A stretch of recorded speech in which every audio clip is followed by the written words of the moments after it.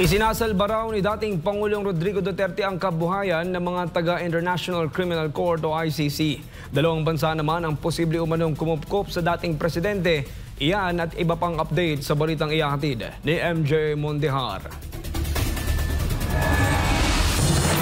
Ibinunyag ni former Duterte spokesman Harry Roque na nakasalalay ngayon ang kabuhayan ng mga taga-ICC kay dating Pangulong Rodrigo Duterte. Wala na po talagang ibang kasong linilitis itong ICC, kundi si Tatay Digong. Ibig sabihin, yung sweldo ng mga huwes, ng mga investigators, ng mga court personnel, lahat po yan ay po pwedeng malagay sa abirya dahil kung wala ng kasong linilitis.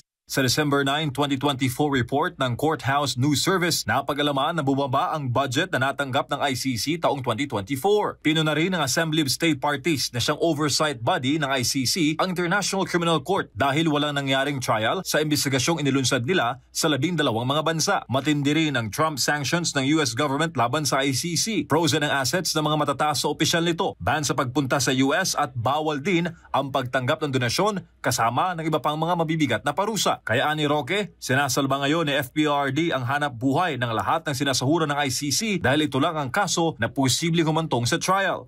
Bakit pa magko-contribute yung mga iba't ibang bansa para sa operasyon ng hukuman? Hindi po mura ang operasyon ng hukuman. Parang 144 million euros kada isang taon po ang budget ng ICC na wala namang kasong linilitis kundi si Tatay Digong. Para tuloy-tuloy ang sahod ng mga kawani, tingin ng international law expert na posibleng aprubahan ng ICC ang request ng provisional release ni Duterte at ibasura naman ang naunang motion to dismiss nito. Samantala, dalawang bansa sa Asia ang nakikita ni Roque na maaaring puntahan ni Duterte oras sa pagbigyan ng hiling na pansamantalang kalayaan. At ang mga pinaka-prominent members ng ICC ay yung bansang Japan at saka ang bansang South Korea.